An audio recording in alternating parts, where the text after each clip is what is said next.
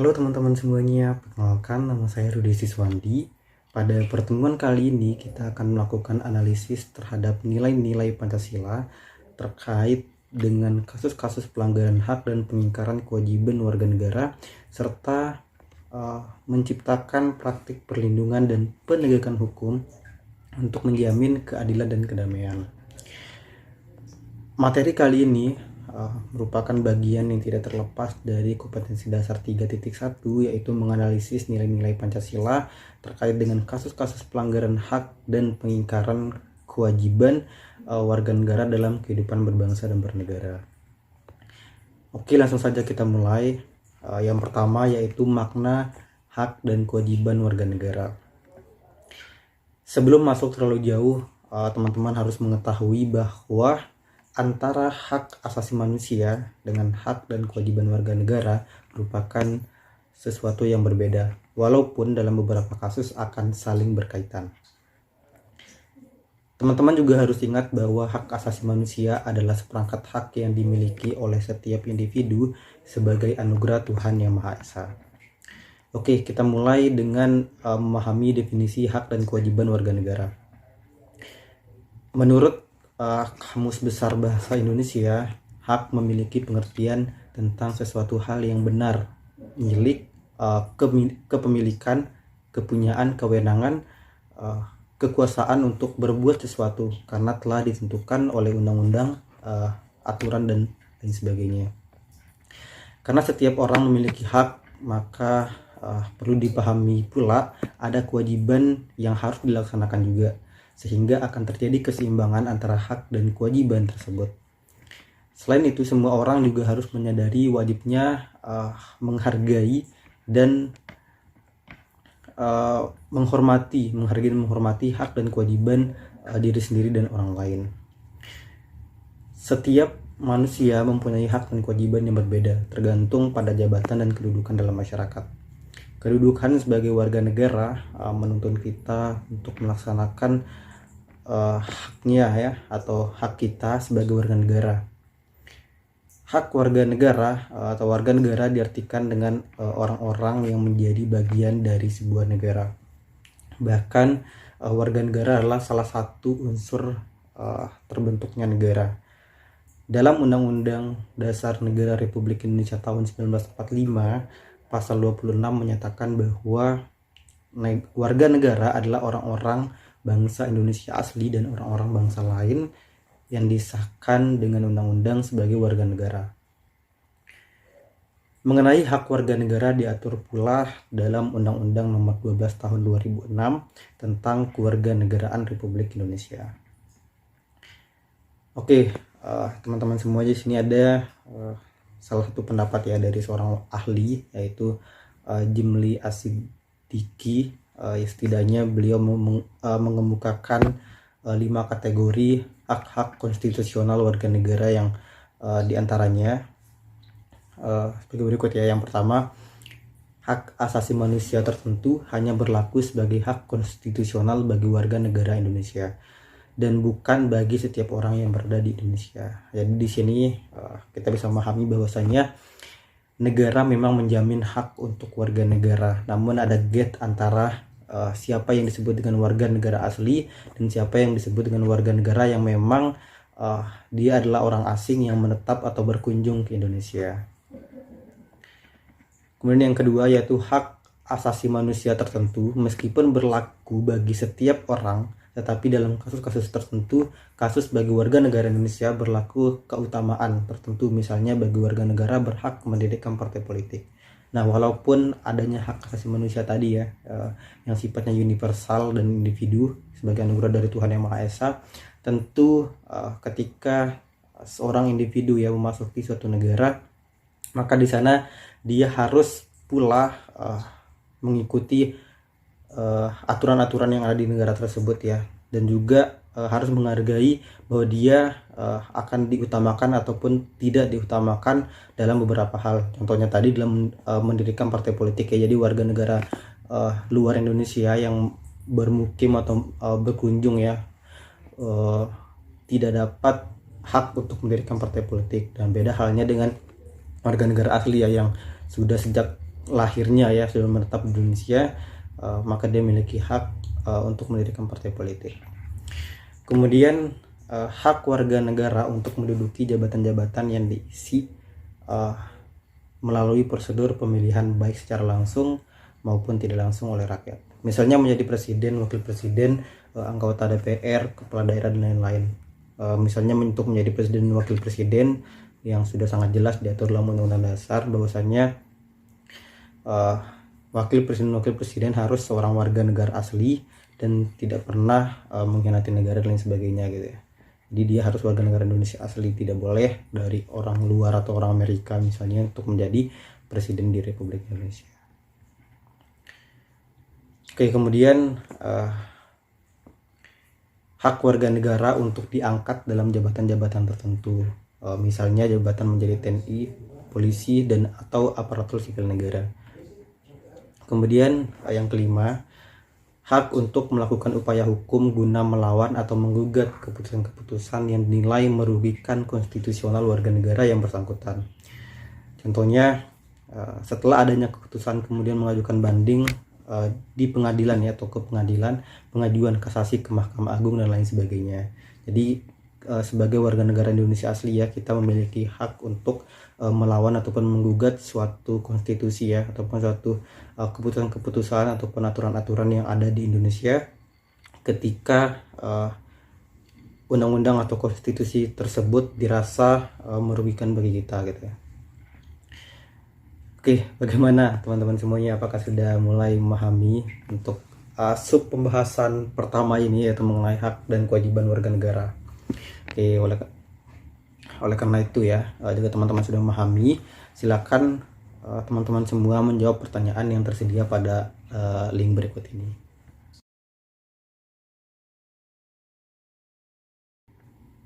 Oke, materi selanjutnya yaitu substansi dari hak dan kewajiban warga negara. Nah, jadi tadi kita sudah memahami terkait dengan definisi dan juga makna hak dan kewajiban warga negara. Maka perlu pula kita memahami terkait dengan substansi dari hak dan kewajiban yang dimiliki oleh warga negara. Kita mulai dengan Pancasila ya. Pancasila yang merupakan ideologi negara dan juga falsafah hidup bangsa Indonesia sesungguhnya mengandung 3 macam nilai, yaitu nilai dasar, nilai instrumental, dan nilai praktik atau nilai praktis ya. Oke, nilai dasar ya, kita mulai dari nilai dasar. Biasanya disebut sebagai nilai ideal yang merupakan nilai tetap yang tidak bisa diubah dan merupakan hakikat dari kelima sila Pancasila. Nilai dasar merupakan cita-cita, tujuan yang bersifat universal atau menyeluruh, dan juga nilai-nilai dasar dari Pancasila tersebut meliputi yang pertama ada nilai ketuhanan, kemudian langsung saya jelaskan saja ya, nilai ketuhanan yaitu keyakinan bangsa Indonesia terhadap Tuhan, mengarahkan kita gambaran sebuah negara yang membuat masyarakat negaranya bebas untuk memeluk agama, menghormati dan tidak memaksakan atau berlaku diskriminatif antar umat beragama. Sebagai warga negara yang beragama, maka kita wajib melaksanakan perintah agama dengan melaksanakan ibadah dan lain sebagainya. Jadi jelas ya bahwa Pancasila itu menjamin bahwa setiap warga negara itu harus dan wajib ya, atau berhak ya, untuk memeluk agama-agama tertentu, dan juga wajib menjalankan perintah dari agama tersebut. Oke, kemudian yang kedua ya, nilai kemanusiaan. Penerapan nilai kemanusiaan dalam negara Indonesia terlihat dari saling menghargai satu sama lain. Seperti yang kita ketahui, Indonesia adalah negara kepulauan yang memiliki berbagai macam suku, budaya, dan agama. Oleh karena itu, kita harus saling menghargai tanpa melihat latar belakang seperti suku, budaya, agama, dan status dalam masyarakat sebagai makhluk ciptaan Tuhan Yang Maha Esa. Juga manusia memiliki derajat hak dan kewajiban yang sama. Karena tadi kita sudah pahami ya, bahwa hak asasi manusia adalah hak yang melekat pada diri setiap individu sebagai anugerah dari Tuhan Yang Maha Esa ya. Kita harus mengesampingkan terlepas dari dia dari suku A, B, C, D, E ataupun dari budaya A, B, C, D, E. Oke, yang ketiga yaitu nilai persatuan. Bersatu adalah salah satu cara agar negara kita menjadi negara yang kuat. Walaupun memiliki latar belakang suku, budaya, ras, dan agama yang berbeda, kita harus bersatu untuk meraih cita-cita negara. Perbedaan yang ada di Indonesia bukan untuk dipertentangkan, tetapi justru dijadikan alasan untuk selalu bersatu. Oke, jadi ketika ada pertentangan, jangan hanya kita berpikir untuk melawan ya, namun coba kita berpikir untuk mendiskusikan ya, dan itu menjadi salah satu hal yang bisa menyatukan kita semua sebagai warga negara Indonesia. Oke, kemudian selanjutnya nilai kerakyatan ya. Sebagai warga negara Indonesia, kita mempunyai kedudukan, hak dan kewajiban yang sama. Walaupun memiliki hak masing-masing, kita sebaiknya juga harus memperhatikan kepentingan bersama. Karena itu masyarakat Indonesia harus melakukan musyawarah sebelum mengambil keputusan. Hal ini dilakukan untuk menghargai pendapat satu sama lain. Jadi tiap masyarakat ya, ataupun kelompok masyarakat hendaknya ya memiliki nilai persatuan ya, ataupun nilai kerakyatan agar setiap kali mengambil keputusan itu harus mengutamakan adanya musyawarah dan mufakat gitu. Oke, yang kelima yaitu nilai keadilan. Tujuan dari bangsa Indonesia adalah menciptakan kesejahteraan sosial baik sandang maupun pangan tanpa adanya kesenjangan baik dari segi sosial, ekonomi, budaya maupun politik ya, sehingga keadilan dapat diwujudkan. Keadilan sosial bagi seluruh rakyat Indonesia berarti bahwa setiap orang Indonesia mendapat perlakuan yang adil dalam bidang hukum, politik, sosial, ekonomi, dan kebudayaan. Oke, materi selanjutnya yaitu kasus pelanggaran hak dan pengingkaran kewajiban warga negara. Kita mulai dengan mengetahui dan memahami terlebih dahulu faktor apa saja atau faktor penyebab ya pelanggaran dan pengingkaran kewajiban warga negara. Di sini setidaknya ada 5 faktor. Yang pertama yaitu sikap egois dan mementingkan diri sendiri. Kemudian yang kedua kesadaran berbangsa dan bernegara yang rendah. Kemudian yang ketiga kesadaran berbangsa dan bernegara yang rendah ya. Kemudian yang ketiga tidak toleran. Kemudian yang keempat penyalahgunaan kekuasaan. Oke, contoh dari pelanggaran hak warga negara menurut undang-undang ya. Di sini ada beberapa. Yang pertama itu penangkapan dan penahanan seseorang demi menjaga stabilitas tanpa berdasarkan hukum. Nah, seringkali ya mungkin teman-teman juga sudah pernah mendengar, melihat dan merasakan adanya penangkapan ya, ataupun penahanan seseorang tanpa adanya dasar hukum gitu ya, sehingga membuat orang tersebut biasanya hilang gitu ya. Tidak tahu entah kemana ya, diculik oleh beberapa oknum gitu ya. Itu adalah merupakan contoh juga pelanggaran hak warga negara. Dan dalam hal ini misalnya salah satu contoh kasus ya, mungkin hilangnya nyawa ya seseorang yang bernama Munir ya di beberapa tahun yang silam, itu juga merupakan pelanggaran hak warga negara ya, dan sampai sekarang pun belum ada titik temunya ya terkait dengan kasus tersebut. Kemudian yang kedua yaitu penerapan budaya kekerasan untuk menindak warga masyarakat yang dianggap ekstrim. Nah, jadi seringkali ya teman-teman, kita melihat di beberapa barangkali di cuplikan video TikTok, YouTube dan lain sebagainya, kita melihat ketika adanya kegiatan demonstrasi ya, dan ketika aparat penegak hukum ya, yaitu kepolisian maupun tentara Republik Indonesia menilai kegiatan masyarakat tersebut ya, yaitu demonstrasi itu adalah kegiatan yang ekstrim, maka dia tidak akan segan-segan untuk melakukan kekerasan kepada masyarakat ya. Atau kita contohkan yang terjadi di lapangan sepak bola di Kanjuruhan ya teman-teman. Di Kanjuruhan itu ketika aparat penegak hukum atau penegak keamanan di sana menilai tingkah atau perilaku masyarakat yang terjadi di lapangan tersebut atau di stadion tersebut cukup ekstrim. Nah, disitulah awal terjadinya budaya kekerasan ya untuk menindak warga negara atau warga masyarakat gitu. Dan itu merupakan pelanggaran hak warga negara yang sangat besar gitu ya teman-teman. Kemudian selanjutnya yang ketiga yaitu pembungkaman kebebasan pers ya. Pers itu adalah menyatakan pendapat ya, dengan cara pencabutan surat izin usaha penerbitan pers gitu ya. Kemudian selanjutnya itu menimbulkan rasa ketakutan di masyarakat luas terhadap pemerintah karena takut dicurigai sebagai oknum pengganggu stabilitas dan kebebasan pemerintah. Oke, yang terakhir pembatasan hak berserikat dan berkumpul serta menyatakan pendapat karena khawatir akan menjadi golongan oposisi ya terhadap pemerintah gitu. Jadi seringkali ketika ada misalnya ya, atau yang lagi ngetrennya misalnya komika ya, komedi itu ya, komedi yang biasanya sering menyindir pemerintah dan acap kali mereka sering ditahan gitu oleh oknum-oknum gitu ya untuk dibungkam sehingga dia tidak menyebarluaskan informasi yang memang sudah dia sampaikan, yang tadinya hanya untuk bercandaan ya, namun ternyata dibungkam gitu ya oleh beberapa oknum.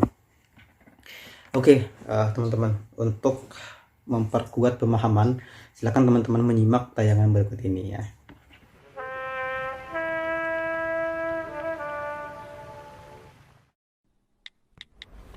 Si, gimana menurut lo postingan gue?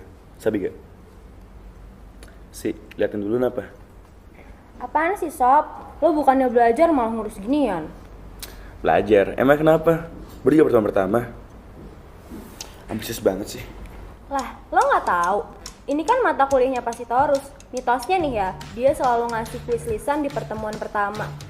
Dan kalau lo gak bisa jawab, fix kelar hidup lo. Probabilitas itu mah kemungkinan gue udah pilih kan juga kecil banget. Gue post sekarang ya?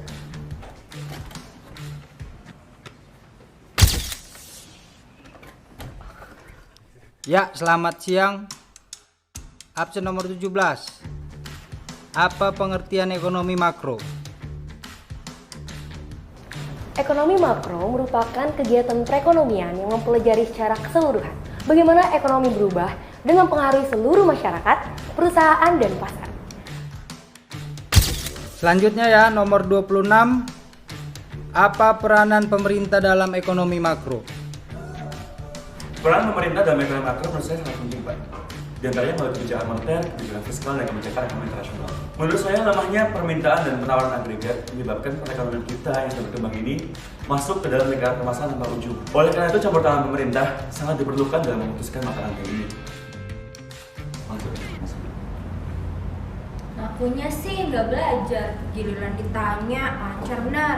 Gak mau lagi gue temenan sama lo, jauh. Itulah mengapa setiap kebijakan ekonomi yang diambil pemerintah harus tepat sasaran dan sesuai dengan kebutuhan masyarakat.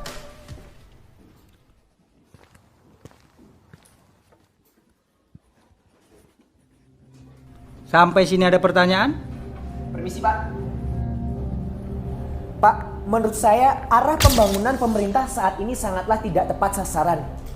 Contoh yang paling nyata adalah apa yang terjadi di Papua. Masalah yang paling besar adalah gizi buruk dan kurangnya fasilitas kesehatan. Akan tetapi, pemerintah justru membangun ribuan kilometer jalan yang hanya bisa dinikmati oleh segelintir orang saja. Kenapa kau bertanya seperti itu? Ya, karena saya cinta Pak dengan negeri ini. Dan saya merasakan ada ketidakadilan yang sangat besar yang dirasakan oleh saudara-saudara saya di Papua. Ketidakadilan ya? Kalau sekarang kau ku minta keluar dari kelas ini, terima nggak? Ya jelas saya tidak terima Pak. Karena saya membayar uang kuliah yang sama dengan teman-teman saya di sini. Dan belajar adalah hak saya di sini. Begitu juga lah masyarakat Papua. Mereka bayar pajak sama seperti kita. Tapi mengapa mereka tidak berhak merasakan pembangunan yang sama seperti kita? Ya tapi pada intinya adalah arah pembangunan pemerintah tidak tepat sasaran Pak. Masalah yang terjadi adalah gizi buruk. Ada kelaparan. Tetapi pemerintah justru membangun jalan. Sesimpel itu Pak. Jadi menurut kamu, kalau dana pembangunan itu kita alihkan ke bahan makanan, obat-obatan, maka masalah di Papua akan selesai? Itu yang mereka butuhkan Pak. Oke, siapa yang setuju dengan pendapat beliau?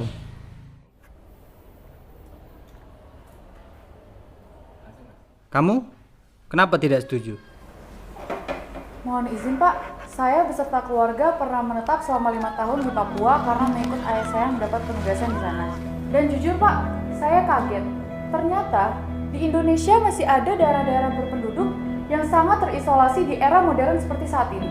Daerah-daerah yang bahkan hanya bisa diakses dengan pesawat perintis atau kapal kayu kecil.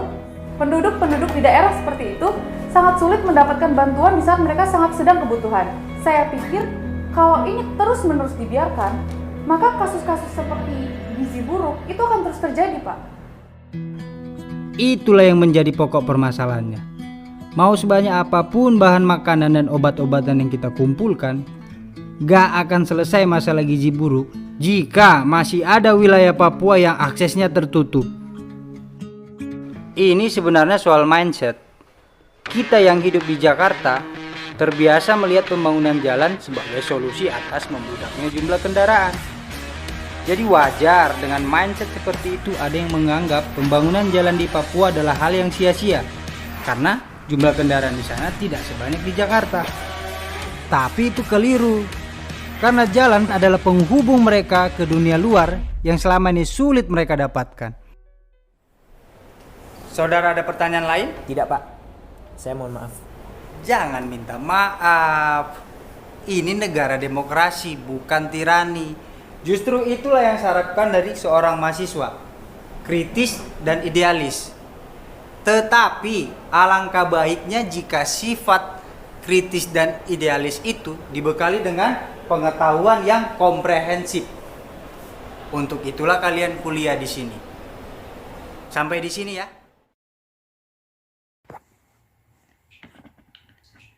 Baiklah teman-teman semuanya, bagaimana dengan video tadi atau dengan cuplikan tadi? Coba sekarang secara individu buatlah rangkuman dari video tadi yang berkaitan dengan materi yang sudah saya sampaikan sebelumnya. Kemudian bentuklah kelompok yang terdiri dari 3 orang. Setelah itu coba telusuri berbagai permasalahan pelanggaran hak dan pengingkaran kewajiban yang terdapat di sekitar kalian ya, di sekitar lingkungan teman-teman ya, baik itu lingkungan masyarakat, sekolah, intinya di lingkungan yang teman-teman pernah rasakan gitu ya. Dan juga tidak terlepas dari wilayah-wilayah yang ada di negara Indonesia ya, sejauh teman-teman bisa memahami terkait dengan kasus tersebut gitu dan berkaitan dengan materi yang sudah saya sampaikan. Oke, cukup sekian ya teman-teman untuk pembahasan kali ini. Sekian dan terima kasih.